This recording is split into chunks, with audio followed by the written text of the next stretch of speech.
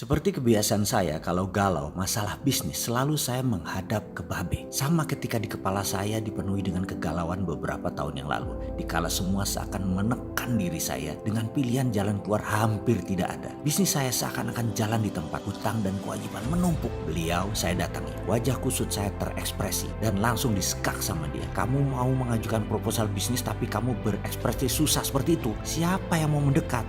Ujarnya tanpa tedeng aling-aling. Misalnya kamu mau mengajukan peluang usaha kepada seseorang, namun sebelumnya kamu mengatakan saya sedang sulit, baik verbal kamu mengatakan langsung atau non verbal seperti ekspresi kamu sekarang. Kamu menunjukkan kesulitanmu, maka seluruh penjelasan kamu setelah ini tidak menarik siapapun. Saya cukup tersentak dengan nasihat itu, namun saya angguk setuju. Habis saya dikulahi waktu pertemuan tersebut, namun semua ini adalah hal yang saya butuhkan. Itu adalah shock terapi yang saya perlukan, sehingga dalam sekejap saya berubah. Dan benar, saya harus tetap semangat, tetap happy, tetap tertawa, tetap pede walaupun dalam hati remuk redap, mikul luhur mendem jeruk. Pandai bermain karakter dan lakukan dengan sepenuh hati. Pertahankan good feeling. Ini adalah bagian dari nasihat Babe yang saya ingat hingga kini. Banyak mutiara-mutiara yang diberikan olehnya selama perkenalan kami lebih dari 30 tahun. Saya teringat beberapa tahun lalu ketika saya dan putra kandungnya si Babe, anak laki satu-satunya dari 3 anak Babe ini berdiskusi di ruangannya. Tiba-tiba dia membuat statement pernyataan yang menurut saya sangat pribadi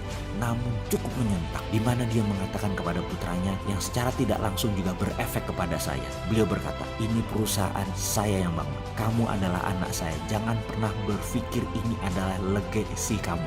Ini adalah warisan kamu sampai kapanpun. Semua orang tahu, juga anakmu kelak atau cucu cicitmu, bahwa legasi dari saya, dari ayahmu, bukan dari kamu. Kalau kamu mau juga mendapatkan legasi semacam ini, ciptakan sesuatu yang turunanmu bisa mendapatkan hasil legasi dari karyamu. Bagi saya, kalimat itu cukup menohok. Namun sekali lagi, saya sulit membantah karena memang benar. Saya tadinya berpikir sang anak akan turn down atau loyo. Namun saya sangat terkejut. Sehari setelah dia bicara pada saya, dia setuju dan dia merasa tertantang.